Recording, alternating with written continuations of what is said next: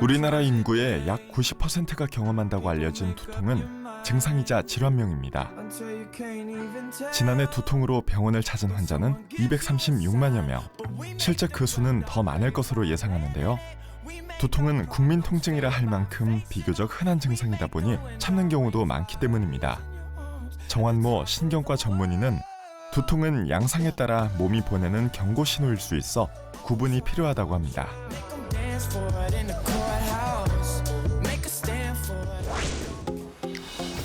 우리나라 국민 10명 중 8명이 평생에 한 번은 겪는다고 알려진 두통은 크게 혈관성 두통과 근육 긴장성 두통으로 나눌 수 있습니다.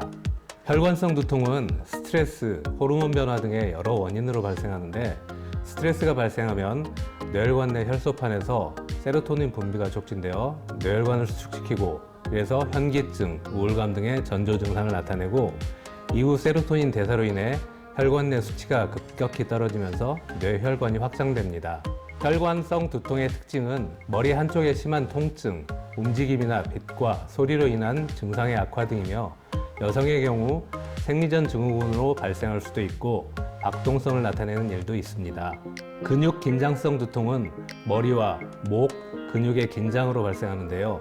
장시간 경직된 자세를 유지하거나 수면 부족, 피로 등이 원인으로 작용합니다. 조이는 듯한 통증, 목에서 뒷머리로 뻗치는 통증이 양측성으로 나타나고 오전보다 오후에 통증이 심해지는 특징이 있습니다. 그 밖에 뇌종양, 축농증, 녹내장으로 인해 발생하는 두통은 2차성 두통이라고 합니다. 두통을 일으키는 원인은 약 300개 이상이 될 정도로 매우 많습니다. 따라서 여러 질환을 염두에 두고 점검을 해야 하는데요. 우리나라 여성의 66%, 남성의 57%가 1년에 한 번 이상의 두통을 경험하지만 그에 비해 검사나 치료를 받는 경우는 매우 적다고 합니다. 간혹 두통은 뇌혈관 질환의 신호일 수 있어 정확히 살피고 그에 맞는 검사를 받아야 하는데요. 먼저 지금까지 겪어보지 못했던 처음 느끼는 극심한 통증이면서 귀가 잘 들리지 않는다, 발음이 어눌해지고 어지러움이 심해지면서 팔다리에 힘이 빠지는 증상이 동반된다 하는 이런 두통은 뇌혈관이 막혀서 발생하는 뇌졸중이나 뇌경색일 확률이 높습니다. 또한 머리를 세게 쿵 맞은 듯한 매우 심한 벼락이 치는 것처럼 오는 벼락두통의 경우에는 뇌출혈을 의심할 수 있습니다. 지주막한 뇌출혈은 특별한 증상 동반 없이 벼락두통이 오는데요. 이러한 증상을 보이는 두통은 모두 빠르게 병원을 방문해야 합니다. 보통 약국에서 진통제를 먹어도 호전 없이 계속되면서 뇌에 어떤 이상을 반영하는 증상을 보이면 신속하게 전문의의 진료를 받는 것이 가장 중요합니다. 예를 들어 두통과 열이 동반되거나 열로 인해 두통의 변화가 있는 경우, 감각과 운동 기능의 이상, 의식이 혼미하거나 소실되는 경우, 인지 기능의 감퇴, 갑작스러운 성격 변화나 심한 구토 등을 동반하는 두통은 뇌의 이상을 반드시 감별해야 하기 때문에 CT, MRI, 필요하면 뇌척수액 검사, 혈액 검사 등을 시행해야 합니다. 1차성 두통에 해당하는 경우는 대부분 크게 걱정할 필요가 없습니다. 스트레스나 피로, 수면 부족 등으로 인한 두통은 진통제만으로 어느 정도 증상이 경감되고 원인 요소가 사라지면 두통도 함께 완화되는 편이기 때문입니다. 하지만 편두통, 곤발 두통 등은 일반적인 진통제보다 해당 두통에 맞는 치료약물을 처방받아 복용하는 것이 효과적입니다. 편두통은 발생하기 전에 전구 증상을 보이기 때문에 미리 확인할 수 있는데요. 빛이나 선이 번쩍거리는 시각 증상, 시야 중 일부가 보이지 않는 증상이 나타나기도 합니다. 뭔가 감각이 느껴지지 않거나 발음이 어눌해지는 증상까지 보일 수 있는데요. 이러한 증상이 두통과 동반되면 편두통을 의심해 볼 수 있습니다. 하지만 2차성 두통을 시사하는 증상이 있거나 지속적으로 나타나는 두통은 원인 유무에 대한 정확한 검사 후 향후 치료 방향을 결정해야 합니다.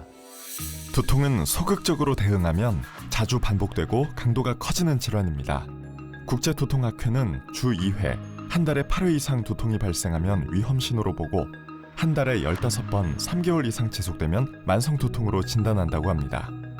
45세 여자 환자로 두통을 주소로 내원한 환자입니다. 근데 두통의 양상으로 봐서는 박동성 두통, 그다음에 일시적으로 발생되는 오심과 구토 증상이 동반되었고 간헐적으로는 어지러움증도 같이 동반이 됐었던 환자입니다. 증상으로 봐서는 혈관성 두통이 의심되었던 환자고 두통 양상에 대한 약물 치료에 별로 효과가 없어서 일단 뇌 영상 검사를 시행을 하였습니다. MRI상에서 우측 중뇌동맥에 이상 음영이 관찰되어서 동맥류나 다른 기타 혈관 질환에 대한 검사를 하기 위해서 이분은 MRA 혈관 조영술을 시행을 하였습니다. 두통이나 어지럼증이 계속 반복되거나 빈도가 증가하면 결코 가볍게 넘겨서는 안 되겠습니다. 만약 두통약을 먹어도 점점 증상이 심해지거나 빈도가 잦으면 반드시 전문의의 진료를 받아야 합니다.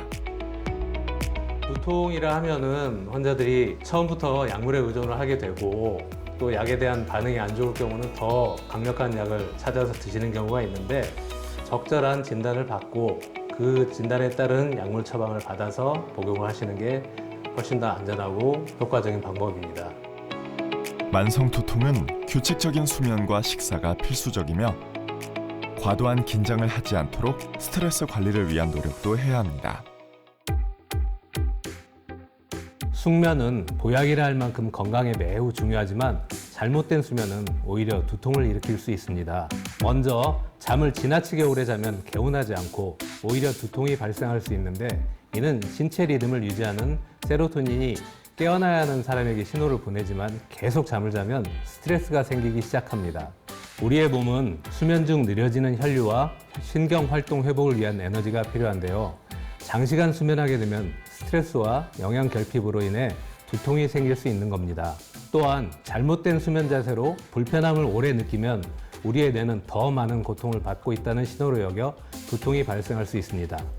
그리고 수면 중 우리 몸에서 이산화탄소를 배출하기 때문에 산소 결핍을 겪을 수 있는데요.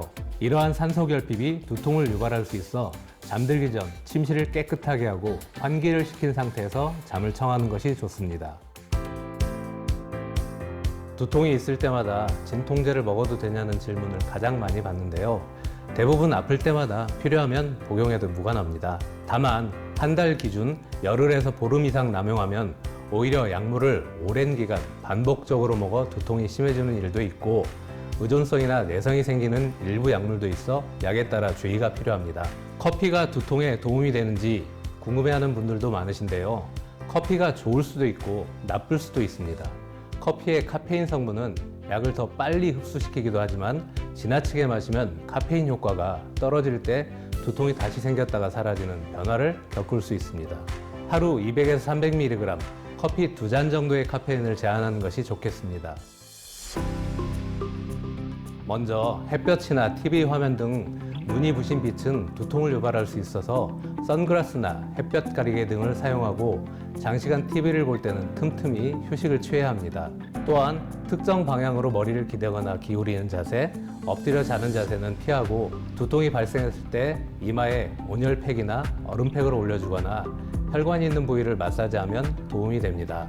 두통은 탈수가 생기면 더욱 심해지기 때문에 충분히 수분 섭취를 하고 오이나 토마토, 수박 등 수분이 풍부한 음식을 먹는 것도 좋습니다.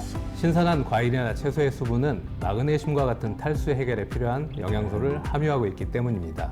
두통으로 병원을 찾는 환자의 98%는 정상입니다. 하지만 50세 이후에는 1차적 두통이 새롭게 생기는 경우가 없고 운동 중에 발생하는 두통이나 기침이나 힘을 강하게 줄 때 갑자기 꽝 하고 두통이 시작하거나 더 심해지는 경우에는 뇌압에 문제가 있을 수 있어 반드시 병원을 찾아 정확한 검사를 받아보시기 바랍니다. 평소 두통 발생 빈도나 정도, 약물 반응 등을 기록하는 두통일지를 활용하는 것도 만성 두통 예방과 치료에 도움이 된다고 하니 참고하시기 바랍니다. 전 국민의 비대면 주치의, 건강 좋은 날 플러스.